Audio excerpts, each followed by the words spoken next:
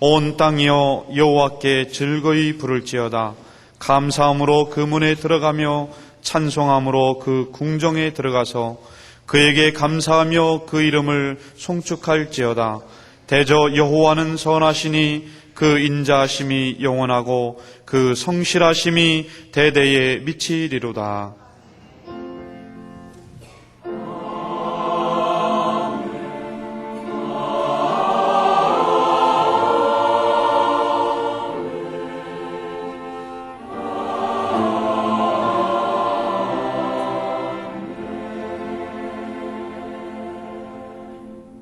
이 시간 하나님께서 우리에게 주시는 구약의 말씀은 사무엘상 7장 3절에서 12절입니다. 구약성경 417쪽입니다.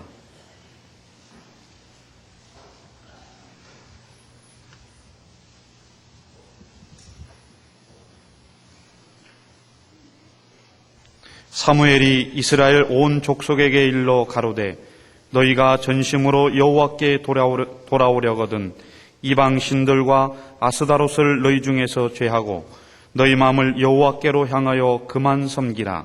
너희를 블레셋 사람의 손에서 건져내시리라. 이에 이스라엘 자손이 바알들과 아스다롯을 제하고 여호와만 섬기니라.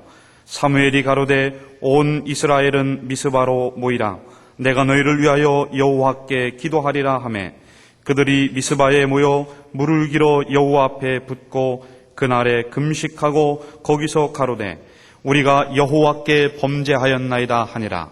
사무엘이 미스바에서 이스라엘 자손을 다스리니라. 이스라엘 자손이 미스바에 모였다 함을 블레셋 사람들이 듣고 그 방백들이 이스라엘을 치러 올라온지라. 이스라엘 자손이 듣고 블레셋 사람을 두려워하여 사무엘에게 이르되 당신은 우리를 위하여 우리 하나님 여호와께 쉬지 말고 부르짖어 우리를 블레셋 사람의 손에서 구원하시게 하소서. 사무엘이 젖 먹는 어린 양을 취하여 온전한 번제를 여호와께 드리고 이스라엘을 위하여 여호와께 부르짖음에 여호와께서 응답하셨더라. 사무엘이 번제를 드릴 때에 블레셋 사람이 이스라엘과 싸우려고 가까이 오매 그날에 여호와께서 블레셋 사람에게 큰 우레를 발하여 그들을 어지럽게 하시니 그들이 이스라엘 앞에서 패한지라. 이스라엘 사람들이 미스바에서 나가서 블레셋 사람을 따라 벳갈 아래에 이르기까지 쳤더라. 사무엘이 돌을 취하여 미스바와 센 사이에 세워 가로되 여호와께서 여기까지 우리를 도우셨다 하고 그 이름을 에벤에셀이라 하니라. 아멘.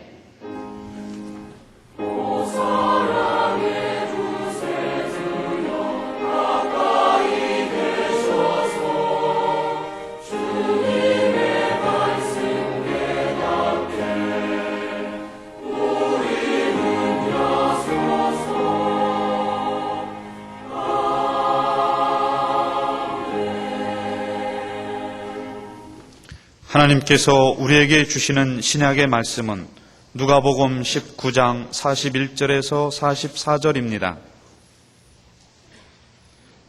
신약성경 129쪽입니다.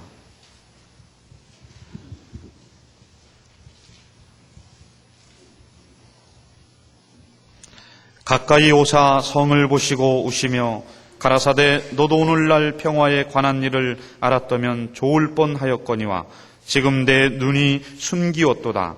날이 이를지라 내 원수들이 토성을 쌓고 너를 둘러 사면으로 가두고 또 너와 및 그 가운데 있는 내 자식들을 땅에 메어치며 돌 하나도 돌 위에 남기지 아니하리니 이는 권고받는 날을 내가 알지 못함을 인함이니라 하시니라.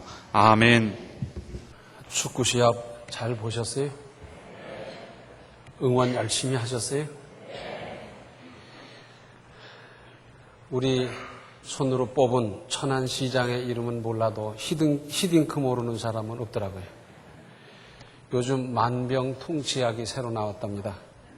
히딩크 제약에서 만든 안정환을 이천수에 타먹으면 된대요.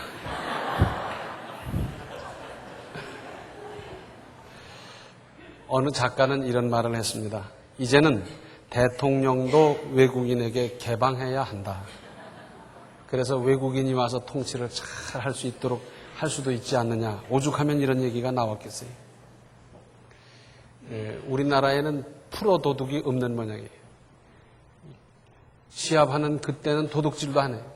자기도 시합 보고 자기도 응원하고 그러느라고 도둑질도 안 해요. 내가 프로 도둑이라면 그때 도둑질을 할 텐데.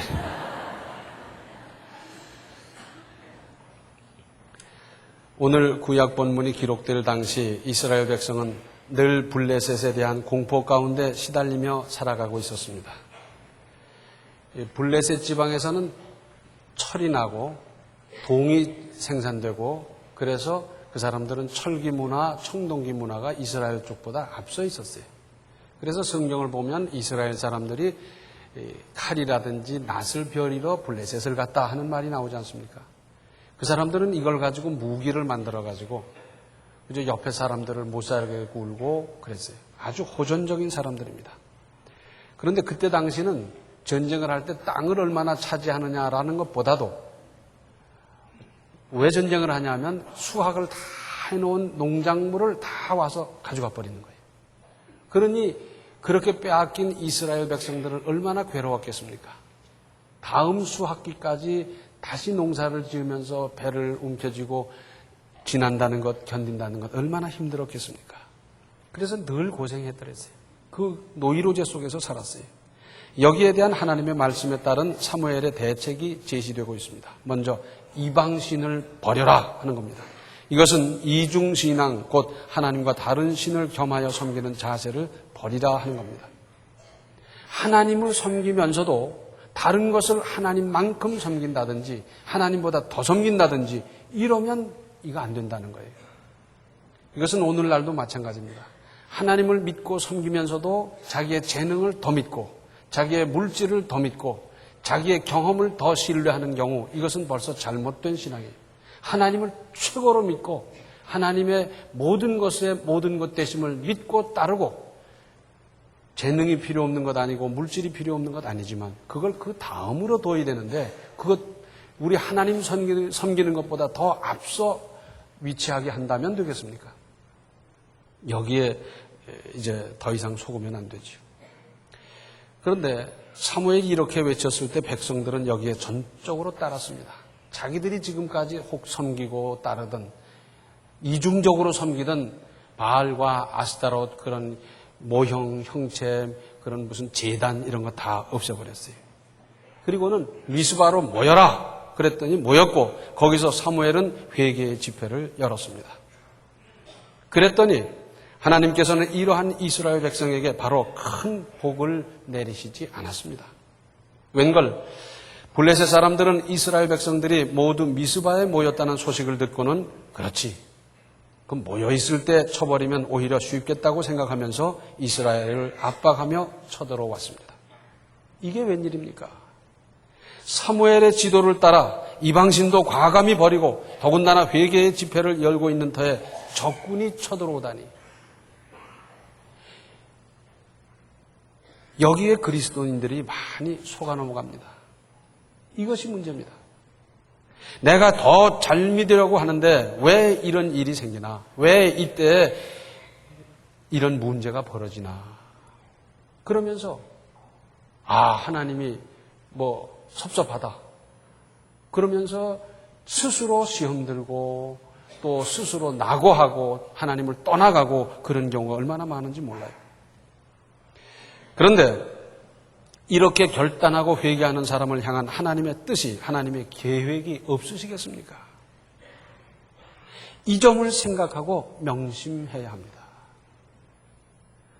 그렇게 하나님을 제대로 믿어보려고 하는 사람에게 하나님께서 왜 잘못되게 하시겠어요? 더 잘되게 하시라는 하나님의 계획이 있을 것을 이걸 믿으면 되는데 이걸 못 믿고 한 치 앞만 보면 되는데 그 다음만 생각하면 되는데 이걸 생각하지 못하고는 시험 들고 낙심하는 경우가 얼마나 많은지 모릅니다. 이때 다급해진 이스라엘 백성들은 어떻게 했습니까? 오늘 구약 본문 8절에 사무엘에게 이르되 당신은 우리를 위하여 우리 하나님 여호와께 쉬지 말고 부르짖어 우리를 블레셋 사람의 손에서 구원하시게 하소서. 아니, 자기들은 기도할 줄 모릅니까? 자기들은 기도할 수 없습니까? 그러나 주의 사람, 주의 종의 기도에 대한 비중을 이들은 알고 있었던 것입니다. 그래서 사방에서 몰려와서 사무엘에게 간청에 간청을 하는 겁니다. 당신이 쉬지 말고 우리를 위해서 기도하시고 그래서 하나님의 응답을 받도록 해 주십시오. 그러자 9절에 사무엘이 젖 먹는 어린 양을 취하여 온전한 번제를 여호와께 드리고 이스라엘을 위하여 여호와께 부르짖음에 여호와께서 응답하셨더라. 자, 그렇게 다급해졌으니까 기도해달라 그러고 기도부터 해야 될 것 같은데 기도를 안 하고요. 온전한 제사를 드렸어요. 오늘날로 말한다고 하면 온전한 예배를 드렸어요. 예배가 중요합니다. 예배가 중요해요. 많은 사람들이 잘못 생각하고 착각하고 있어요. 내가 하나님 믿고 믿음으로 살고 그러는데 뭐 꼭 예배에 가야 되냐, 예배에 참여해야 되냐 이런 생각을 해요. 예배가 얼마나 중요합니까? 피조물인 인간이 창조자인 하나님 앞에서 할 수 있는 최대의 행위는, 최고의 행위는 예배입니다.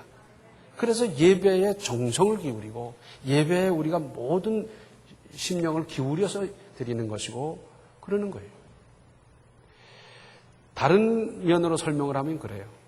마귀가 떠는 게 뭔지 아세요? 기도하는데도 겁을 집어먹고요. 찬송해도 마귀가 흔들리고요. 뭐 말씀에도 마귀는 꼼짝 못하는 점이 있지만은 예배 드릴 때 마귀는 가장 무서워합니다. 그러니까 예배가 가장 능력 있는 역사, 그 역사가 나타나는 것, 그것이 예배입니다. 예배를 소홀히 하면 믿음이 아니에요. 기도 많이 하고 뭐 헌금도 하고 봉사도 하고 다 해야지요. 그러나 무엇보다도 예배를 예배답게 드리는 겁니다. 그랬더니 응답의 내용은 어떻습니까? 10절에 사무엘이 번제를 드릴 때에 블레셋 사람이 이스라엘과 싸우려고 가까이 오매 그날에 여호와께서 블레셋 사람에게 큰 우레를 발하여 그들을 어지럽게 하시니 그들이 이스라엘 앞에 패한지라.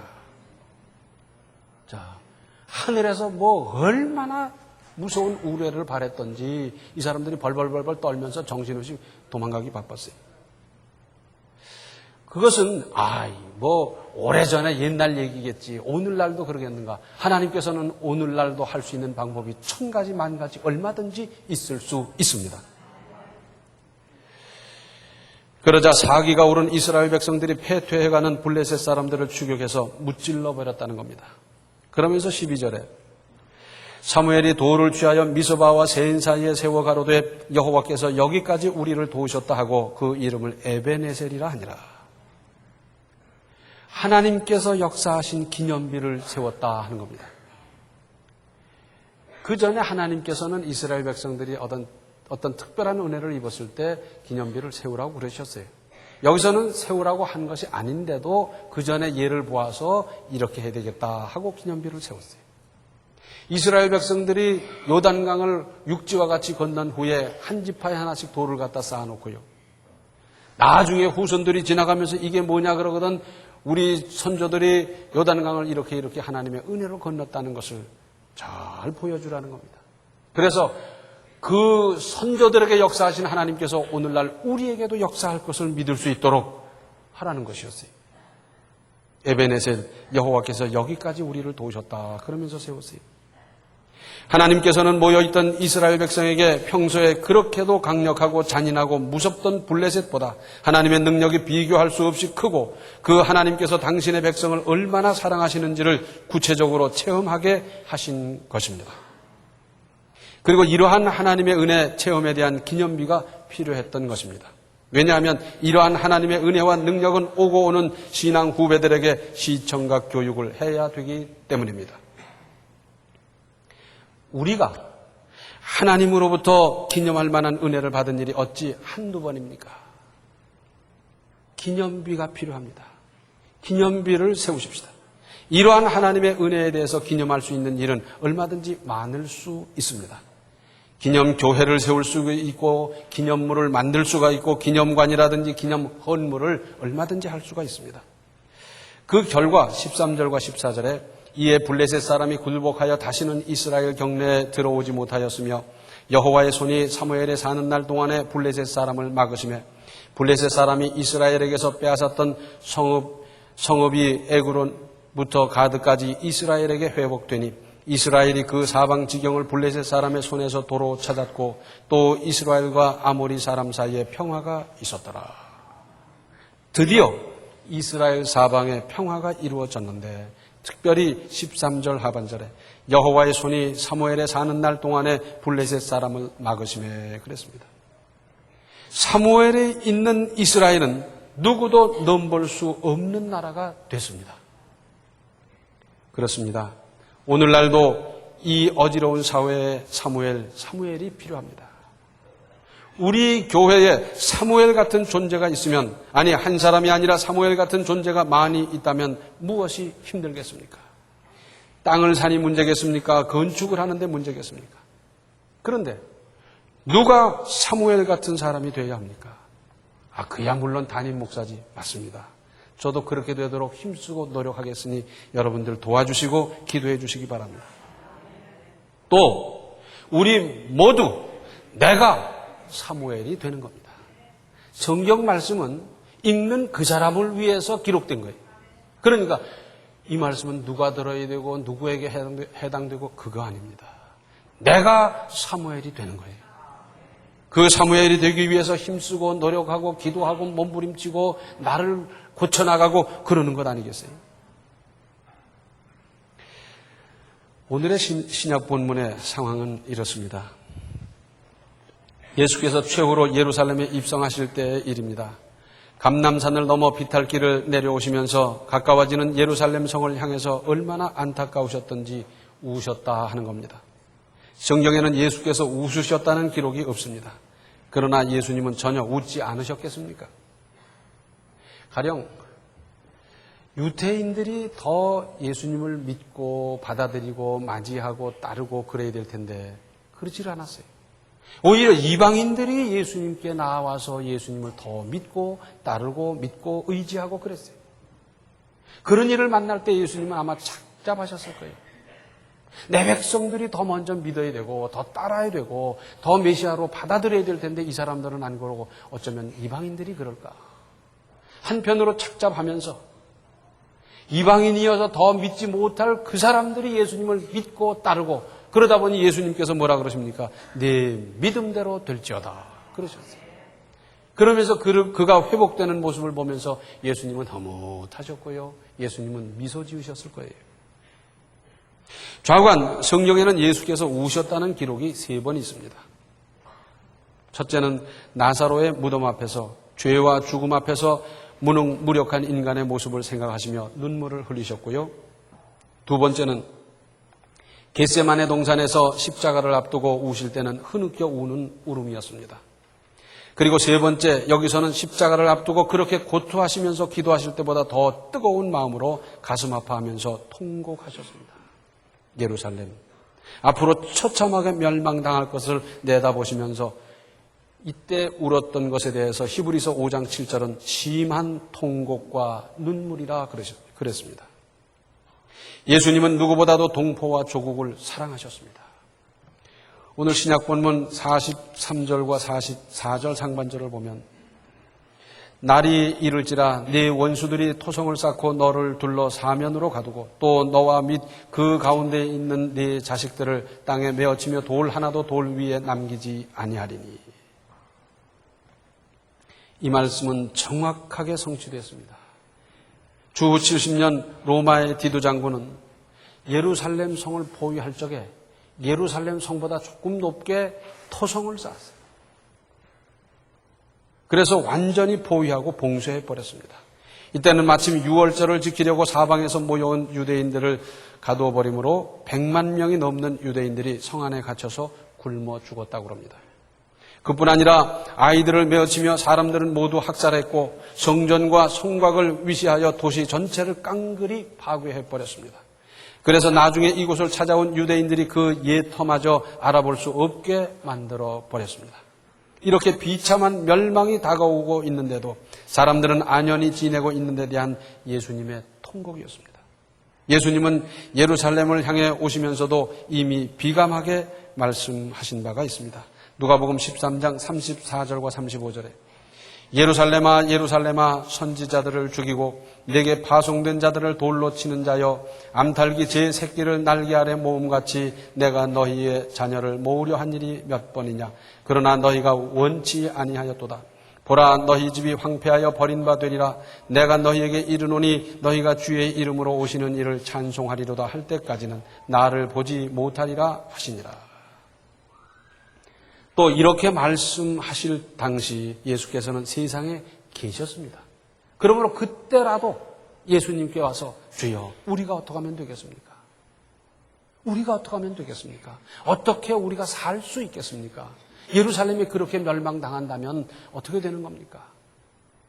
좀 묻고 예수님께 매달리고 예수님께 간청하고 방법을 찾고 구원을 얻었어야 될 터인데도 사람들은 그렇게 하지 않았습니다. 오히려 요한복음 1장 11절에 자기 땅에 오매 자기 백성이 영접지 아니하였으나 그랬습니다. 메시아가 오기를 수백 년 동안 그렇게 고대했으면서도 메시아가 왔더니 메시아를 배척해버렸습니다. 즉 하나님께서 유대민족을 구원하시려고 독생자를 보내시고 권고하셨지만 이스라엘 백성들은 배척할 뿐 아니라 십자가에 못 박아 버렸습니다. 그것이 그들이 멸망당하는 원인이라는 말씀입니다. 이렇게 끔찍한 일이 왜 일어나야 되는지에 대해서 그 원인을 성경은 또 말씀하십니다. 오늘 신약 본문 44절 하반절을 세번역 성경은 이렇게 적고 있습니다. 이것은 하나님께서 너를 찾아오신 때를 네가 알지 못했기 때문이다. 메시아가 오셨는데 메시아를 메시아로 받아들이지 못한 그것이 원인이고 배척하고 십자가에 못 박아버린 것 때문에 그렇게 되는 거다 하는 겁니다. 그러고 보면 결론이 나옵니다. 하나님께로 돌아가서 하나님을 바로 섬기는 일부터 해야 모든 문제는 해결되는 것이고 나라도 보존되고 발전할 수 있습니다. 우리 나라를 사랑하십시다. 문제가 얼마나 많은 나라입니까? 그렇기 때문에 우리 그리스도인들이 더 사랑할 필요가 있습니다. 복음이 이 땅에 들어온 초기에는 그리스도인들은 주일이 되면 집집마다 태극기를 개양했다고 합니다. 한일 합방이 되면서 일제가 이것을 못하게 했다고 그러죠. 그 후 교회는 농촌 계몽 활동과 문명 퇴치 운동을 하면서 애국심을 고취시켰습니다. 그래서 일제는 야학을 못하게 갖은 핍박을 다했습니다. 심훈의 상록수를 읽어보셨습니까? 거기 보면 얼마나 철저히 핍박했는지 잘 나오고 있어요. 한국 교회는 애국, 애족의 전통으로 여기까지 왔습니다. 그러므로 하나님께서 주신 이 나라를 길이 보존해야 합니다. 국가적으로나 개인적으로나 자원도 아껴야 하고 무슨 일을 하든지 미래를 멀리 보면서 설계하거나 계획하고 행동해야 할 필요가 여기에 있는 것입니다. 우리나라 사람들은 자식이라면 그렇게 끔찍이 아끼고 사랑하면서 어째서 그들이 살아가야 할 나라를 더 좋게 만드는 일에는 그렇게도 무심합니까? 나쁜 나라를 물려주면 내 사랑하는 자식들이 얼마나 고생하겠습니까? 그러나 살기 좋은 나라를 만들어서 물려준다고 하면 얼마나 편하게 복되게 살아갈 수 있겠습니까? 우리는 지금까지 멀리 보지 못하고 또 한 번에 무슨 결정이 선례가 될 것을 깊이 생각하며 신중하지 못했더랬습니다. 지금부터라도 하나하나 고쳐 나가십시다. 그러면 됩니다. 우리 그리스도인들부터 바로 살고 우리 그리스도인들부터 역사의식을 가지고 살아가십시다. 이번 월드컵에 500만 명이 붉은 옷을 입고 대한민국을 외쳐대고 응원을 하고 하나가 되는데 저는 그런 생각이 들어요. 통일이 되면 이렇게 기뻐할까? 이렇게 감격할까? 이렇게 하나가 될 수 있을까? 그런 생각을 해봤어요. 8.15 해방 그때 대단했습니다. 언제 숨겨뒀고 언제 만들었는지 사람마다 손에 태극기를 들고 나와서 골목마다 거리마다 만세만세를 밤새도록 부르고 그러고 기뻐했더랬어요. 그때 이후로 아마 이렇게 한 마음이 돼서 부르짖은 건 처음 아니겠어요? 앞으로 통일이 된다면 이렇게 기뻐하고 감사하고 환호하고 하나가 되고 그렇게 되겠는가 생각을 해봤습니다. 그런데 기도부터 그리고 계속해서 기도할 일입니다. 사무엘상서 12장 22절부터 24절에는 이런 말씀이 있습니다. 여호와께서는 너희로 자기 백성 삼으신 것을 기뻐하신 고로 그 크신 이름을 인하여 자기 백성을 버리지 아니하실 것이요.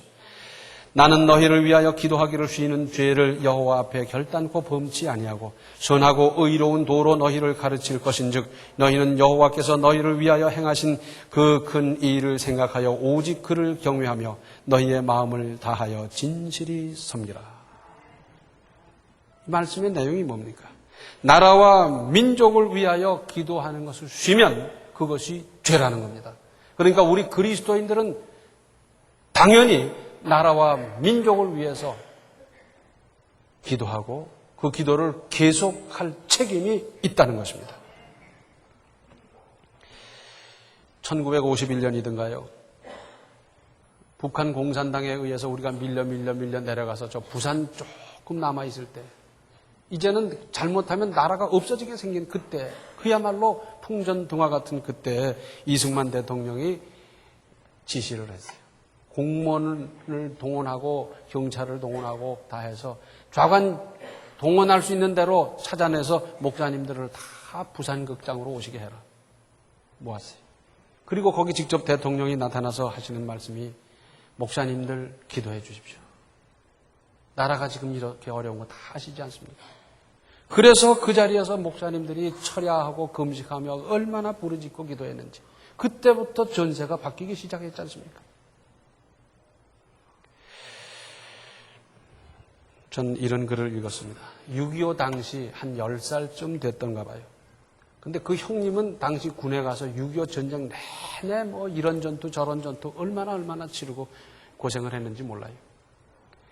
그분은 뭐 어느 전투에서 일개 중대가 전멸하는데 몇 사람 살아나는데 살아났고 어느 전투에서 뭐 일개 연대가 전멸하는데 몇 사람 살아나는 데서 살아났고 그러면서 죽을 고비를 수도 없이 넘기면서 이제 전쟁이 끝나고 제대를 했어요. 그 얼마 후에 그분은 미국으로 이민 가서 살고 계신데 몇 년에 한 번씩 귀국을 하는 겁니다. 그러면 동생 보고 꼭 부탁하기를 나를 그 격전지에 좀 데려가 달라고. 그래서 북한에 속해 있는 격전지는 뭐 할 수 없지만 남쪽에 직접 전투했던 그곳이 몇 군데 있다는 겁니다. 그래서 동생이 모시고 가는 거예요. 가보면 그 감회가 얼마나 깊은지. 여기는 그 전에 소대장관 누구누구가 전사했던 자리고, 여기는 누구누구가 전사했던 자리고, 여기서 누가 부상을 당해서 다리를 잃은 곳이고, 그리고 그 밤에 인민군과 아군이 주인이 몇 번이 바뀌었는지 시산혈해를 이루는 그 전투를 했던 곳이고, 처연한 마음으로 눈물을 뚝뚝 흘리고는 돌아가는 거예요. 이제 연세가 높아져서 금년에 그 형님이 다시 방문했어요.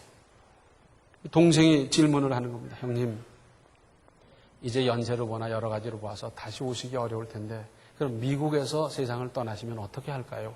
거기 땅에 묻히게 할까요? 아니면 시신을 모셔와서 모시게 할까요? 어떻게 모시면 좋겠습니까?